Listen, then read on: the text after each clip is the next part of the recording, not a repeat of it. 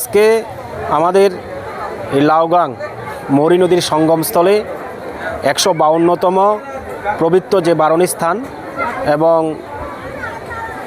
যে ঐতিহ্যবাহী বারণী মেলা, এই মেলায় হাজার হাজার পুণ্যার্থীর ভিড় জমেছে। আমরা সত্যি গর্বিত আজকের এত লোকের সমাগম দেখে।